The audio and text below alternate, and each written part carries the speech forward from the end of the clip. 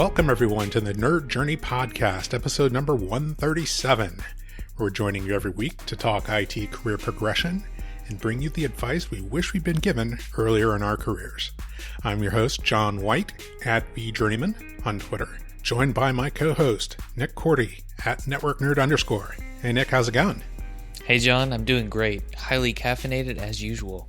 We are both pre-sales technical engineers with backgrounds in IT operations. We hope our career discussions will be vendor neutral, relevant across disciplines, and remain timeless. If you're enjoying our content, please drop us a positive review on Apple Podcasts or wherever you subscribe. And if you want to get in touch with us, tweet or DM at Nerd Journey. Ultimately, we're just two nerds on a journey. A journey to virtual enlightenment. So let's take a trip. Awesome, Nick. Hey, so this week starts another two-parter, this time with Don Jones. I'm super excited. We had a really great conversation, and I'm really looking forward to listening to it again. He's had quite a bit of stuff going on in his career, hasn't he? A few things, written around 60 different technical books, and now he writes fiction. I remember hearing an interview on none other than Datanauts with Don Jones about his publication at the time, Be the Master, which now has morphed into Own Your Tech Career. It's a book that was recently released. Make sure you can get that one. But yeah, just a lot of experience, been through the cycle of individual contributor and manager and back again through the cycle.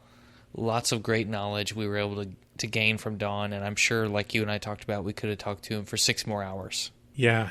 His stories about early in his career and how he got into tech, very non-traditional, although maybe it's traditional in its non-traditionalness, yeah? Exactly. I also think we should mention up front that Don is having an event that hopefully everybody will go check out. It's called AMP Navigator. He's starting out, I would say, a career support service called Ampere Club, and that's ampere.club. And that event is on October 7th and 8th, ampere.club/AMP Navigator. And we're actually doing a session for the event, so that's exciting. Yeah, lots of different career-focused sessions from different people in the industry, all virtual, of course, so you don't even have to leave your house. Yeah, if you are a member of Don's Ampere Club, it's free. Otherwise, it is $50 for the entire event, which is, well over 10 sessions at this point. And I think he still might be soliciting other people for more content. So I'm super excited. I'm going to make sure to listen to every single one of these. Absolutely. Let's not delay any more. I want to make sure that everybody gets to listen to the actual event, actual interview with Don and see why we were so pumped up to talk to him. So without further ado, part 1 of 2 with Don Jones.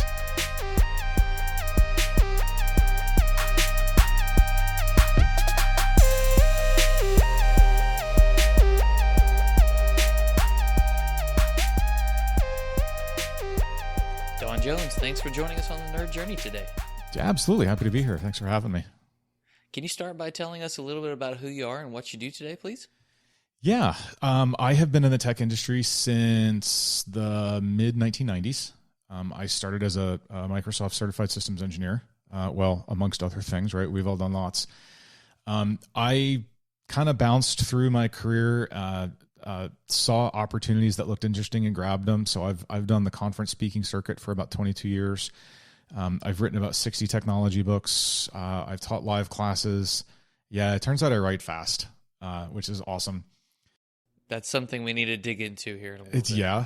I'm head of developer skills for Pluralsight, which means I am responsible for determining what topics and how deep we go for all of our developer content. And then in order to scratch the writing itch, since I don't get to write tech books anymore, I write fiction. Well, I think we want to hear all about that. I'm in. If we get to the fiction, that might have to be part 3, or it might be the kickoff of a brand new podcast that we do. Yeah, that's fine. I was wondering if you could tell us maybe a little bit about that origin story. You said you started as a Microsoft certified system administrator, but most people don't actually start off as no. Right? It's like a I actually started as a kid with a Commodore 64. And when everyone was out playing and being athletic, I was inside punching away on the keyboard, which has ruined me for touch typing, by the way. I am a horrific typist to watch. I was just always fascinated with them. But my guidance counselors in school told me that because I wasn't great at math, I just had no patience for it, that I couldn't do computers. And so I didn't pursue it at all. And this is I graduated in 89. So back then, like doing computers, I'm not even sure what they thought that meant. Probably rocket science. So I switched out of an honors track program in high school and into just the normal track and went to vocational technical school. So in the junior senior year for us, that was half a day every day at Votech. And I went for electronics and computer repair and was recruited by the Navy to be a civilian aircraft engineering mechanic apprentice. So I worked on the F-14 Tomcat and A-6 Intruder platforms. And we had a little cultural diversity week, and they asked people to do presentations and stuff like that. And I did a little how to take your computer apart and put an upgrade card in and everything else. And one of the guys from my shop came over and said, "You were wasting your time here. You need to get out of here and you need to go do that." And so we had a base realignment and closure. And so I quit and I went to work for a company called Electronics Boutique, which you might know as EB Games. They were purchased by GameStop several years ago, so video game retailer. Sales associate, assistant manager, store manager in real quick succession, as you do in retail, and then got a job at their home office as the evening shift point of sale system help desk. So we had our own point of sale system, computer based. Switched over to being an AS400 operator. Wrote a literally brand new Visual Basic based point of sale system. Wound up leaving that job. Decided I was going to be a network engineer, and I'd literally never seen a network up until that point. Like we had an AS400, not a network. So I crashed my way through a bunch of books. I think it was New Wave or New Order. There was a book publisher, and they published the first MCSE prep books, and it was like 2 tests per 17-pound book. So it was 6 tests at the time. Took those, got my MCSE. They said, well, we'll pay you a few $1,000 every time you get a certification. I'm like, hold that thought. Got my CNE, got my, Compact ASE, got my A+. Wound up leaving that job, went to work for Bell Atlantic as their network administrator on one of the Bell Atlantic companies. Got connected with a company that we used for ILT, for training, called Micro Endeavors in Upper Darby, and just got really fascinated with the idea of being an MCT. So they let me teach night classes at Penn State University to former, ironically, aircraft mechanics from Boeing who were being outplaced. So that was kind of a neat little trip. Did that. They said, your reviews were great. I'm like, I love this. Can you hire me? They're like, yeah, we're going to hire you. So I became a trainer there. I wound up running their training and courseware group. Wound up running the software consulting side of their business. Kind of had a little freak out about being in senior leadership. I was, 27, 28. So I took a job at a .com, craftopia.com, which is now owned by Home Shopping Network, as a lead web developer because I wanted to go back to just being an individual contributor. They bombed. So literally Christmas time 2000, they came and said, "Hey, it's been great. Get out of here. Have a great holiday. Don't come back. We're out of money. Have a good time." So I had just got my first book deal and decided, what? I'm going to see how this goes. And so from 2000 until 2014, mostly uninterrupted, I was independent. And that's when I did all the books and the speaking and the training and all the other things. There was a period where I worked for Sapient Technologies, which is a software vendor doing the same things. And then 2014 came around and I said, I kind of, like the independent thing is hard and lonely. And I want to be part of something a little bigger.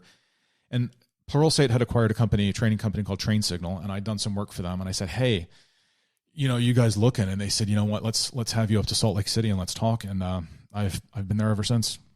Yeah, I feel like I remember the Train Signal days from like when we were in the Spiceworks community pretty heavily, John. Yeah. They were, so Pluralsight at the time was pure software development, and Train Signal was pretty much purely IT operations content. And so it made a really good fit. So if I heard right, Don, there were 2 cycles of up to manager, down to individual contributor. Yeah. Now, you mentioned you had a freak out. Can you just dig into that a little bit more? What was it like to go into that leadership position, whether you wanted it or not? Yeah. I think, and this is something that I've seen a lot of folks that I've worked with go through. There's a bunch of stuff that happens when you get into management. One of the first things that hits you is you are no longer capable of creating your own success. Your team has to. Like, you have to acknowledge that you are not producing anything. You are coordinating. It's an important thing, but your success is dependent on other people. And, so many of us are used to being self-sufficient, and like, my own success comes from within myself, and I can determine my success. And it's really hard to have that taken away. Kind of related to that, I think a lot of us look at the work we've done over the course of a day, and at the end of the day, we have an emotional sense of if it was a good day or not. And as a leader, like, especially the higher you go, I can't tell you if I had a good day today. Like, I won't know for a month if today was a good day. So you have to kind of find your emotional ground in other metrics. You have to look elsewhere for that. You have to pull back. You have to be able to take a bigger view. And if you don't explicitly realize all these things, it can become very depressing. You feel like your tech skills are useless. You feel like you have no control, no power. It's just all these other people who start to frustrate you. Like, if somebody on your team screws up, it's always going to happen. And you start to internalize that in this hugely massive way. And if you don't really explicitly acknowledge all that to yourself and step back and go, okay, here's what's happening to me in my head, and here's why. And if this is something I want to do, I need to change the way I think about this. Success for a leader is not the same as success for an individual contributor. You have to think about a lot of different things. It took me a few cycles before I realized that's what was happening. You grow up, you have different coaches, you have different people you admire, you have different people who are mentors to you. They all eventually help you synthesize all that. And once you can get there, it's actually extremely rewarding, but it's not rewarding in the same way as what you did before. It's a different job. It takes different skills. It takes different everything. It's not just, oh, I'm a great programmer, so I'm going to be a great manager of programmers. No, actually, you might hate it if that's how you're going into it. You've got to really reel it back and think about it for what it is. It's a profession. That's a very powerful realization, I think.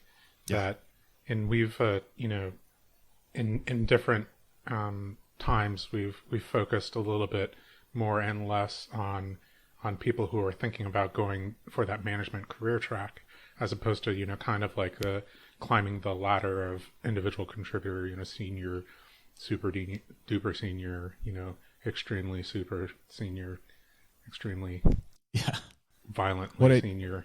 What I tell people now is separate the idea of manager and leader in your head, because they actually are different things. Now, some of that's just semantic hair splitting, but you can lead from within. You can lead as a peer. You can lead without being the boss. Management is responsible for allocating resources and measuring progress and all sorts of other things. Those are professional skills. If you think that might or it might not be in your path, try being a leader first. You can be a leader without a promotion. And if that starts to feel good, well, you can learn to be a manager, but the best managers are also good leaders. Where we fail is when we've got a manager who's not a good leader. And we've all had those or heard stories about them. So, I've been trying to tell people, like, lead from within, become a leader. In fact, I'm working on an ebook called Leadership Not Just for Bosses. And it's really about separate these things in your head. There's certain behaviors that managers have to do, and you pay them to do that. But there's other behaviors that leaders do that are much more organic and don't necessarily have to be attached to supervisory type, job duties. I also think that what you said about the emotional, dealing with the emotional difference in what a successful day looks like, I think as individual contributors, we get, I think, like you said, like, very used to measuring a success on a daily or weekly basis in a specific way. I swung the hammer really well. I felt like this satisfying contact. I got this immediate feedback. And I think it's a little bit different emotionally when your job is holding bags of hammers for people, right?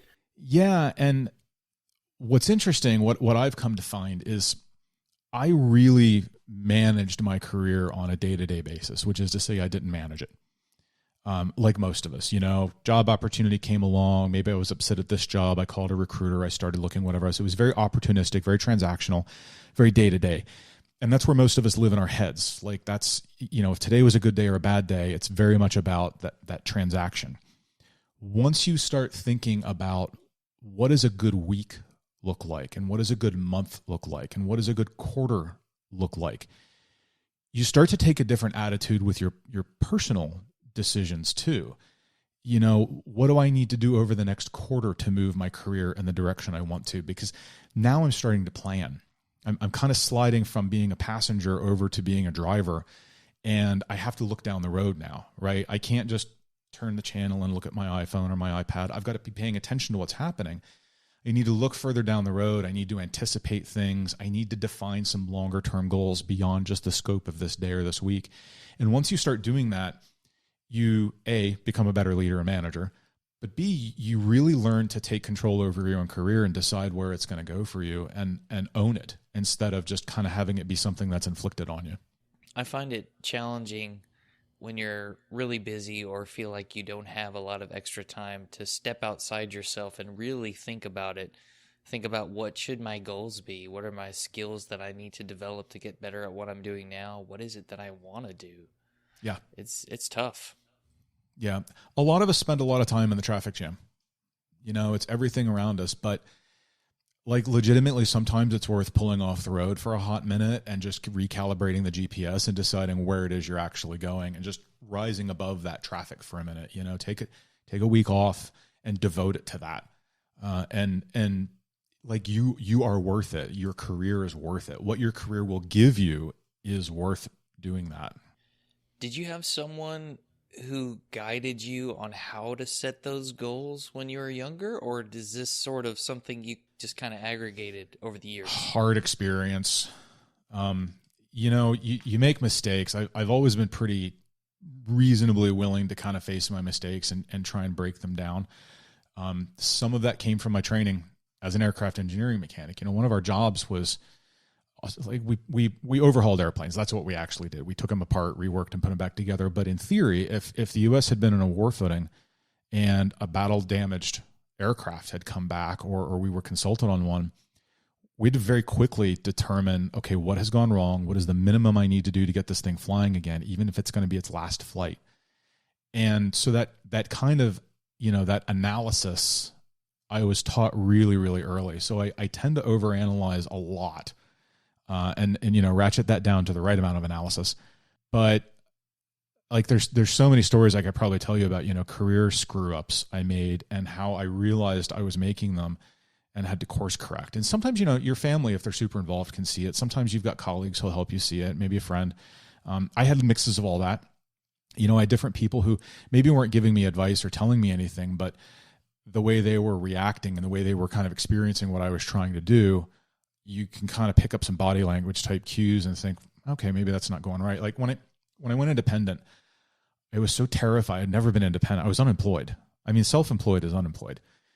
And I was terrified of where my next check was coming from. Like legit crippling level anxiety attacks about the amount of money we would need to pay the bills and survive and everything else. And so I would take any job that showed up. You can probably see it in the background here. If I wrote e-commerce for dummies and I'm not proud of it, but they offered me 12 grand. I'm like, okay, I'll write it in a month for 12 grand. But the problem I found is that, people don't know who you are. They don't know what you're about. They don't know what they're engaging with. If you look at Pluralsight, we've got authors who are all over the place. They do courses on whatever interests them. That's great.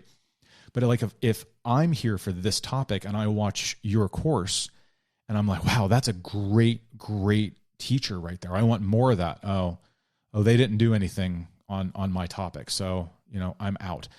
So I never really make that connection. So I made a decision back in 2002 to focus on a specific area. And I kind of did a market analysis to find a topical area that was underserved, that felt like it had demand. And that was VB Script for Windows administrators. It was the only automation tool we had at the time. That rolled into Windows PowerShell. And, you know, I was a Microsoft MVP for 16 years as the result of that. Like, so much good came from that decision because people knew who I was and they knew what problem I solved. And I, you know, in retrospect, I kind of repackaged that for people. I'm like, your employer hires you to perform a service. They are paying you a fee to do a service. You're a vendor. You are a product that they have purchased to solve a problem. What problem is that? Know what problem you solve and people will want to buy it. But if you can't describe the problem you solve, then it's really difficult for other people to understand it as well. That sounds like a combination of personal branding, but also like kind of brand strategy. Yep. Right? So absolutely. And then actual investment in oneself to go deep, to be able to fulfill the branding aspiration that you have. Yeah. It sounds like you're a career solution engineer, Don. That's what I heard. Yeah. Well, I mean, I by necessity, right? Especially when you're independent, it forces you to make decisions because like so much of your time gets burned on non-productive things, bookkeeping, accounts receivable, sales, you get to do all those things. So I had to make sure that my productive time was productive, like it was producing money, right? Like I had to live. And so you really do have to kind of dig in and start engineering some of that stuff. There's a bunch of questions that I want to ask. And, go nuts. It's maybe one of the things that we could do is go back to, I think you said there were a bunch of career mistakes that you made that you got some realizations out of. Are there any of those that you feel comfortable maybe digging into a little bit? Oh yeah, tons. I think the branding thing is a big part of it, like deciding who you are and what problem you solve. That was a meta level, realization that I had to come to. I spent a lot of time doing things that I'm not good at. For example, marketing webinars. I don't love doing them. I don't think I'm especially great at them. And I spend a lot of time prepping for them.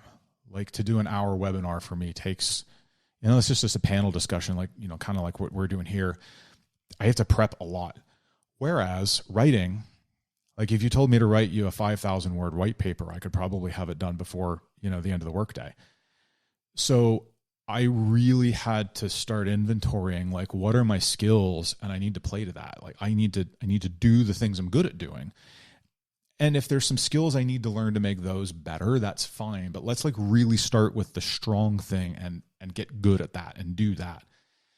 And maybe later branch out. But you can't do all the things all at once and really be a problem solver, right? Like really be a solution at it. So that was a big thing. I think my lack of college, like the fact that I didn't get all the standard courses that you get when you just go to college, meant it took me a little longer to realize I was missing certain skills. Now, I don't think you have to go to college. I'm very anti-college, which isn't always fair, but I just am. I don't think you have to go to college to get those skills, but I think you need to realize that you don't have them. And it pays to look around at the people who are in positions you want. Like, do they have a lot of business acumen? Doesn't mean you need to be an MBA, but like you need to build your business acumen. If you're going to work in the world of business, you need to know the rules and how it plays. Otherwise, you're always going to feel like the decisions are against you or you don't understand or it's unfair or something else. So it took me a little while to realize that there was those things that I didn't know because I was so good at tech. I'm like, well, I didn't go to college for tech. I don't have to go to college for anything else. But you have to realize that you still have to get those skills somehow. So, things like speaking, when I started doing training, that was really important. And I had some great train the trainer classes that I went to that just totally opened my eyes on that type of stuff. Business acumen has been a huge deal and probably always will be. It's something that, you never really quit learning that because it's such a dynamic world. Things like that. I think, I wrote this book called Own Your Tech Career. It's with Manning Books. It just came out. so much of that is like, please don't screw up the same things I screwed up. Like, let me give you some business acumen. This is what a profit and loss statement is look like. Like, here's your starting point. Hopefully it makes you curious and you can kind of go on and supplement as you need to. But that's really what that is. It's almost an inventory of the stuff I wish I had known 20, 30 years ago. So it's one thing to decide to write a book. It's another thing to decide the content in it. And then it's another thing to plan out how soon you're going to finish it. How did you find out that you were able to write so quickly and that you enjoyed it? I'm really curious about that one. When I was at Bell Atlantic, we were going through a whole bunch of technology migrations, and we were an IBM focus shop, not Microsoft. So it was Lotus Notes, not Exchange, and I made the decision that we were going to implement Exchange, and so I would get emails. Well, I wasn't devoted for that, and I had one of those IBM like super mechanical keyboards, and I'd get to work at 8:00 and send what my team would call like a pre-punishment email.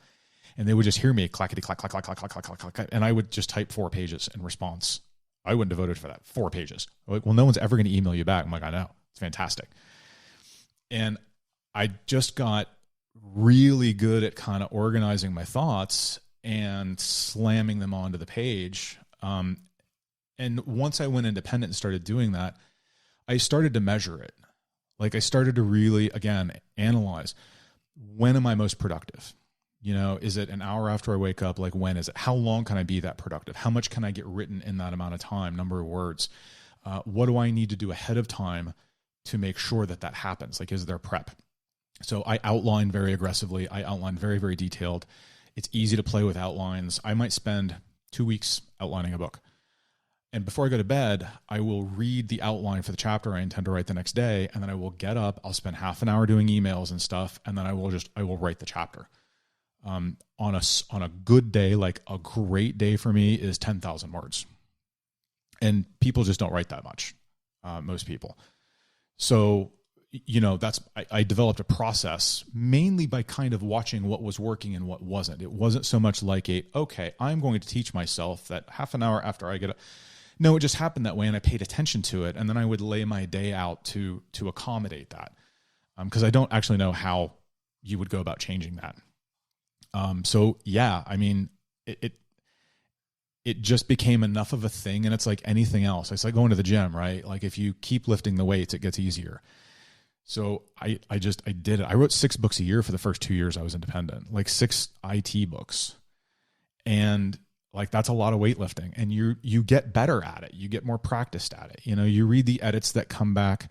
And then the next round of edits are easier because I won't make as many of those same mistakes again. And it's a snowball, and you do progressively get better and better and better. It's the same with public speaking. It's the same with standing up in a meeting. It's the same with putting together a good slide deck. It's the same with writing code. It's the same with building a server. You get progressively better the more you do it. The first time I ever put together a Windows NT4 server probably took the better part of 2 days. The next time it took a day. The next time it took half a day, because you're starting to sequence. I know I need to do these drivers in this order. Don't put that card in until after I get the main OS up, because SP2 will make it crash. Like, it's all those things. You optimize. And then automate. Ideally, yes. If you can. I haven't figured out how to automate the writing bits yet, but yeah. No, it's so funny that you say that, because I asked you about. I think you talked about not going to college and all the skills that you didn't learn there. And then I don't think any of the skills that you've mentioned after that, no, business acumen, public speaking, yeah. Maybe you can writing. You can get those, right? Like you can take communications classes in college. That'll kind of get you started on the public speaking. It's not absent. But that's not the only place to get it. Sure. Also the repetition, the actual practice. I mean, you can take, a 10 or 15 week class on communication, and it might include something about public speaking, but that's not the same thing as spending 200 hours like in front of groups speaking. Yeah. Right? And then getting feedback yeah. on what worked and what didn't work. Yeah, if you can. One of my best stories, they had Microsoft invited a bunch of us American MVPs out to speak. So they were running little tech day events. One was in Antwerp, in Belgium, and the other was, I want to say, in Den Haag in Holland.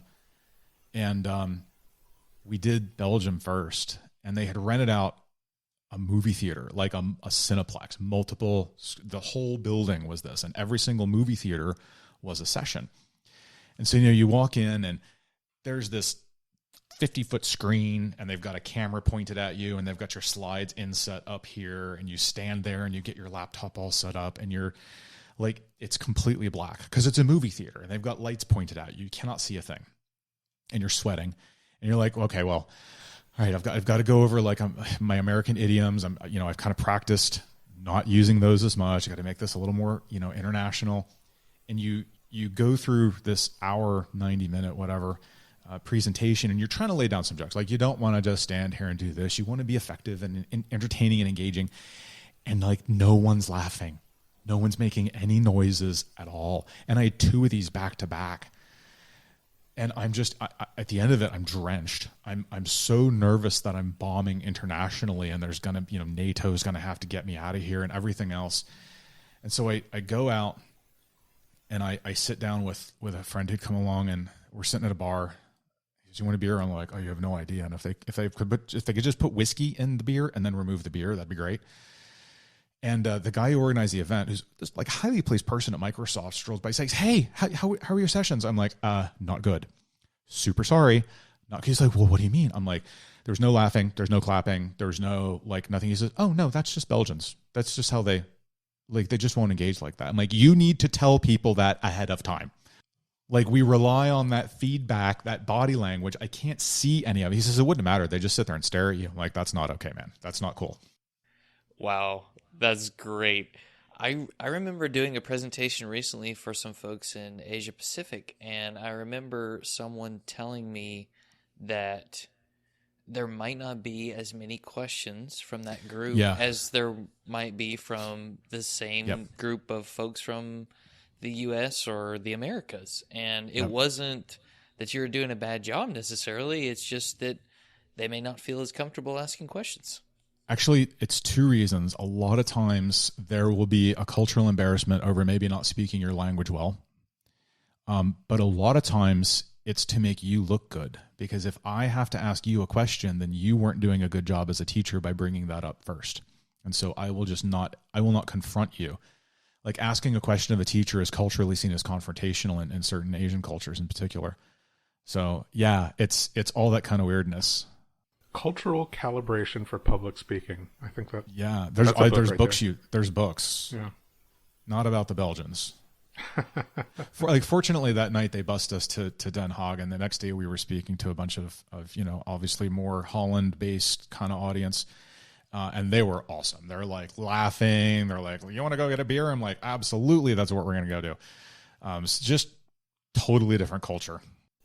I guess I never thought about as much about the feedback that you get, visual, the atmosphere, when you're doing public speaking and you're connecting with people and there's a lot of positive, feedback, just, almost like crackling power in the air, that you're connecting with them very powerfully. And if you remove that, just not that you're not actually connecting with them, but there's a cultural gap that doesn't allow them to show it in the exact same way, right? Yeah.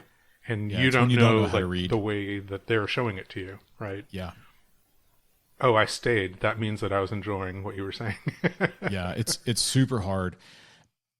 Having done it, now, particularly in my position at Pluralsight, I talk to a lot of customers from all around the world, and it's even harder through video, obviously, but just being aware that those things happen mean you kind of part of your brain pulls back from the body language it's expecting and kind of tries to analyze the situation more, just because you're aware that that's a thing. And I'll get on the phone with somebody and they'll have a non-American accent.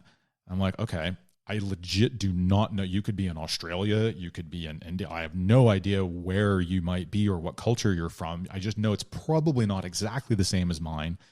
So I need to moderate my expectations a little bit because you might not behave the way I expect you to, and that's fine.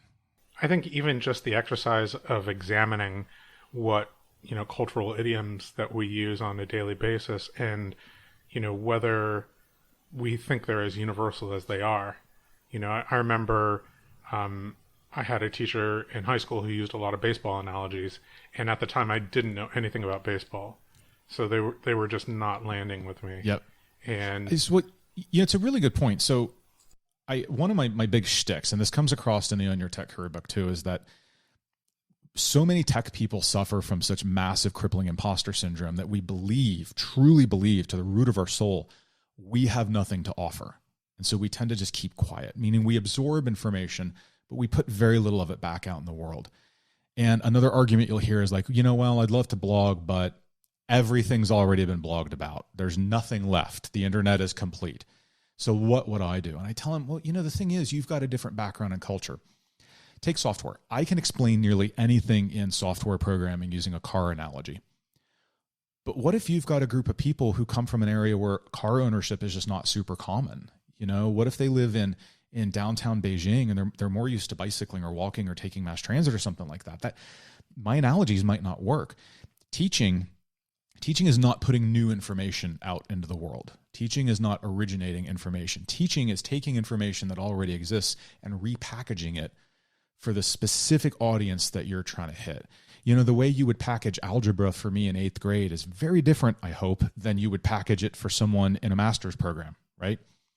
So we all actually do have something that we can give back, and that's to take information that's out there and repackage it for an audience that we're personally familiar with. And there's a lot of value in that because you're helping someone else. Eventually, if we help them along far enough, they won't need us anymore. They'll be able to go to the source information, documentation, reference, whatever, and our job to them is done. And that's like the goal. And they can start doing it for someone else and narrow it down even more. So like it's not about you have to create something new to be helpful in the world and to put something in it. Just try explaining it in a way that makes sense to you because it's going to resonate with someone else as well.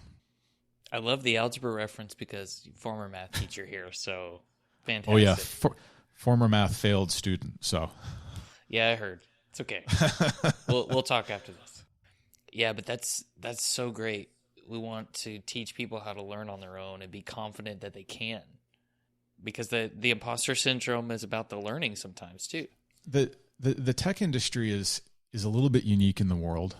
If you look at the average pay, normalized for geography across the industry, it's one of the highest paying jobs in the world. A lot of tech people make, high-end nurse medical money or even lawyer money. But those professions involve a serious amount of education. They involve what amounts to apprenticeships, internships. It's an extensive lift to get through that. You can teach yourself to code on an iPad. Like you can publish apps from an iPad. The barrier to entry is very low if you can learn it. And it's not like it's a zero-sum game either. It's not like me helping 5 people become software engineers is in any way diminishing. Like we need more. We need all of them. We need everyone to learn how to code, basically. Like that's what the world is turning into is it's all about IT and technology. So like you're not even hurting yourself or your own prospects by helping someone come into the industry. And so it's one of the only industries that's really like that. It's one of the few that you can do from anywhere in the world. All you need is an internet connection. And we've just figured out that we can do pretty much anything remotely if we give it a minute, right?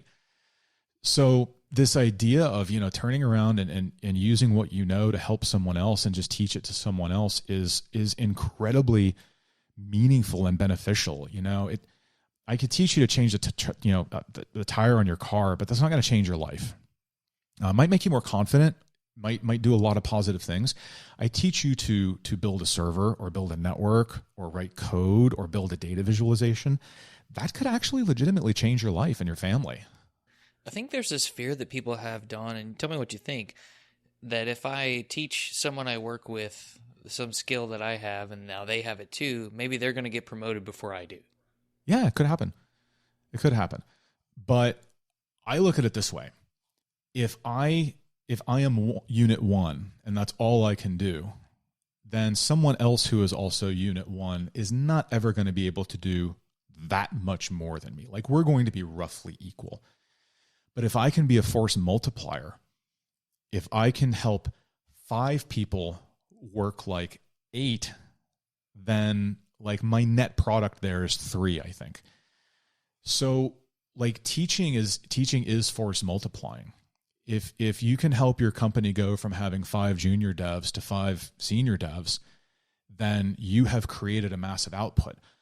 What a lot of us aren't good at, because we lack business acumen, is measuring that and communicating that.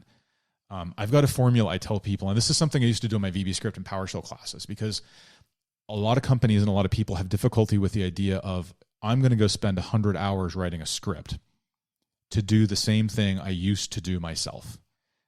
And they're like, well, nobody wants to invest in that. I'm like, you used a good word, invest. You don't know the other side of that, which is the return.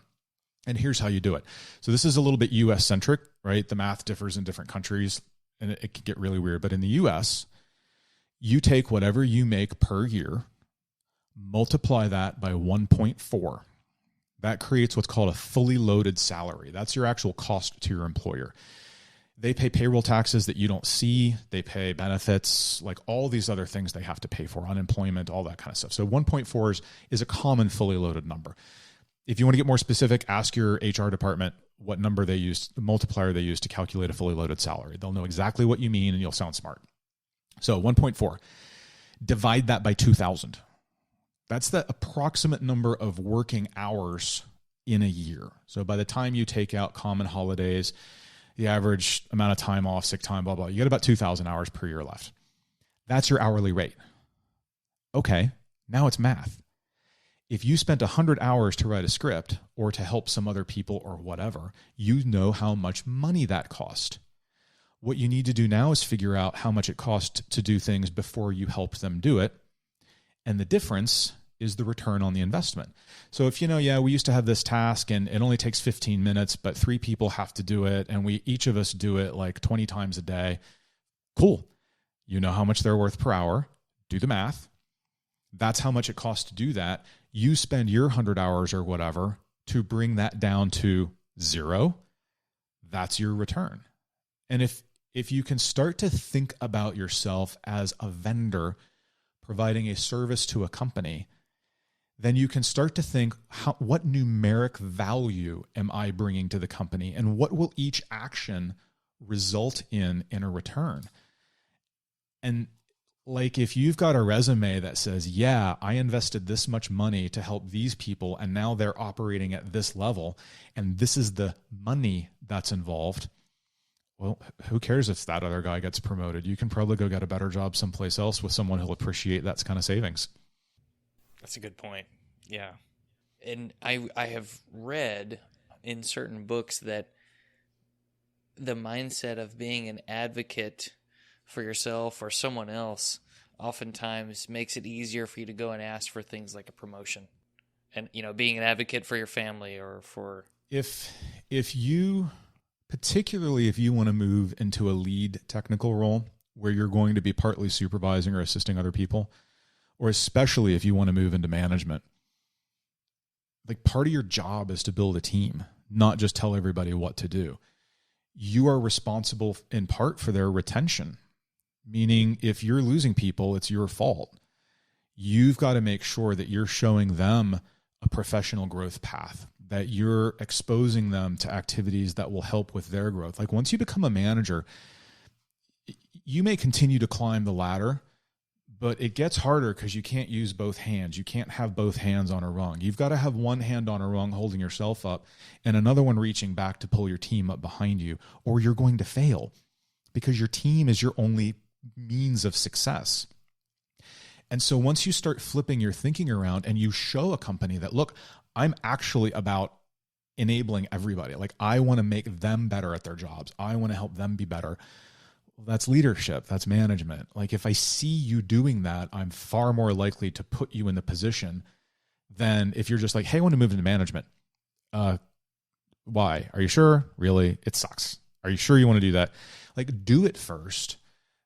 Be that advocate, be that group builder, be that leader, and you're far more likely to get a job being paid to do that. I think a lot of people are concerned about losing their tech chops when they move into management in the tech industry. Did you have that trouble? Yeah.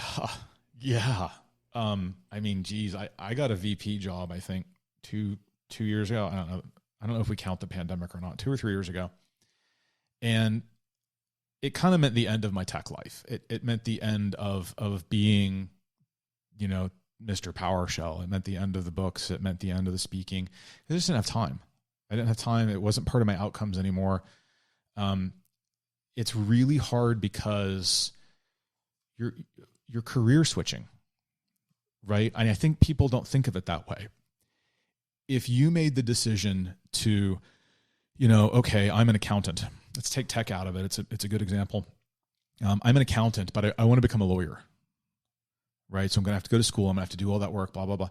Nobody in that situation ever thinks, God, but I'm going to miss my accounting skills, right? They're taking on a new profession. Management is a different profession. If you are going to take that on, you are going to walk away from your old profession. You need to focus on your new profession.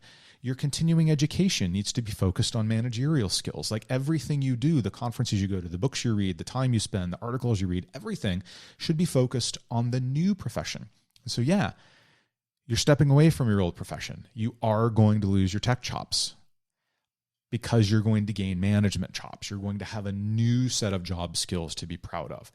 And if you got into tech just because you love fussing with it, well, get a hobby, right? Like I love writing. As a what I got to do a lot of writing. I move into management. I don't anymore. So I got a hobby. I write fiction.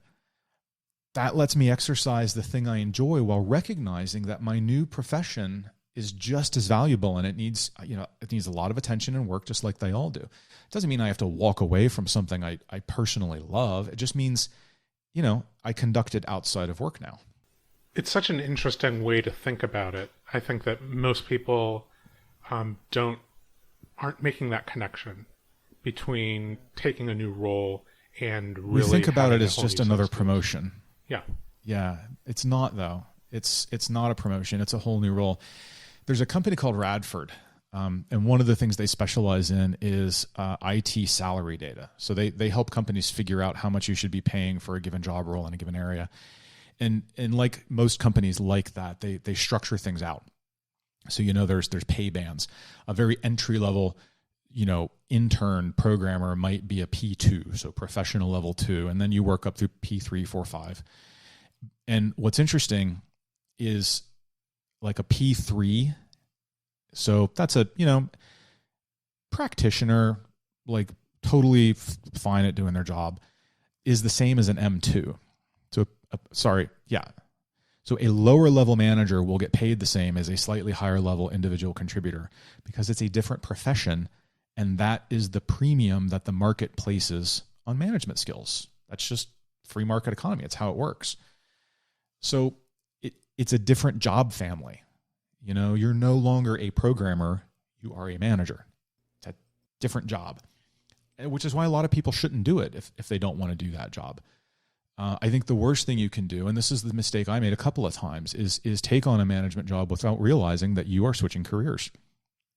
You are going to be a lawyer now, not an accountant. And I think that's where a lot of people get hung up. They get depressed about it. At least I did. It's a big decision, and it's a decision that you should do knowing what the right outcome, like these are the outcomes that this new job can create. And I want to do it because I want to do that job, not just because I want some more money or I want a better title.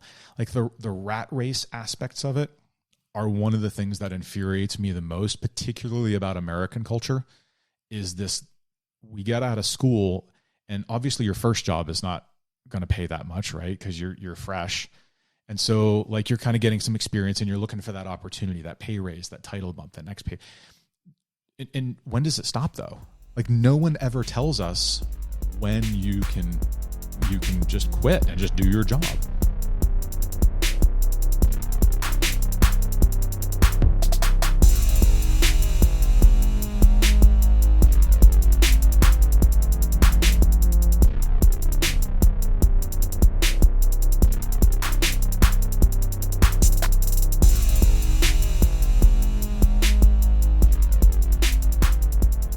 Honestly, Nick, I actually don't want to cut it off right there, but we're going to have to stop just so we can get the full 2 episodes rather than putting out an hour and a half single episode. But, super exciting to listen to Don talk. The things that jumped out to me, right away were the reference to imposter syndrome that he made, and then his writing, like how prolific of a writer he was. And, there just has to be something there with like the link between writing and learning and gaining skills and gaining knowledge. You know what I mean? Absolutely. I've heard many people say that in order to learn something better, they wanted to teach it. And really, teaching is something you can do pretty well through writing. A lot of people consume things like blogs and how-tos, better than videos, for example. I actually prefer the written word to a video. It's something I can search with Control F and find what I'm looking for very quickly and read it multiple times. It's a little bit harder with a video, but try to make that as easy as possible. I really loved the story about writing a 4-page email response to someone and them never responding. And him saying, "Oh yeah, I knew they weren't going to respond." I just thought that was great. Makes me chuckle, even listening back to it. I really liked what he said about people having something to offer. And, teaching through writing. Teaching is just repackaging, explaining something in a different way from the way you understand it. Might really click with somebody. All the more reason to write that blog on something that maybe a bunch of other people have written about with your unique spin. You never know who it might help. Definitely. Just want to underline that idea of like, teaching as learning, right? If you want to be really good at something, practice teaching it to somebody else, and then that'll really make you learn. How about that massive fear people have of losing their tech chops when they go into management? I feel like we've asked numerous people about this fear, and they've all said, "Oh yeah, I was definitely afraid of that happening." Yeah. And then, Don's like point of view, which is, you're walking away from a role where you're using those kinds of skills, but you're walking into a role where there's a whole new set of skills that you need to get spun up on. I mean, I think we've talked about that exact same thing, or, an analogy, leaving operations and going into sales engineering, right? You're walking away from a set of operational skills and walking towards a set of sales engineering skills. And, it's not exactly the same thing, but it is analogous. Yeah. All your time, training, and effort needs to be put toward learning the new role, the new job. Yeah. Anything else before we get out of here? I just want to say a thank you to Josh Duffney, former guest on the show. He had mentioned Don Jones in one of his episodes. He suggested we reach out to Don and have him on the show, and, well, it was awesome. So thank you, Josh. Yeah, shout out to Josh. And just a reminder, we want people to subscribe and give us a positive review on Apple Podcasts or wherever you're listening. We want to know if we're being helpful and are always looking for interesting questions to ponder and interesting guests to have on the show if you have a recommendation. We're collectively on Twitter @NerdJourney. All right. Farewell, listeners, and tune in next time as the journey continues, this time with part 2 of Don Jones. I'm John White, @VJourneyman, for Nick Corty, @NetworkNerd_, signing off. Adios.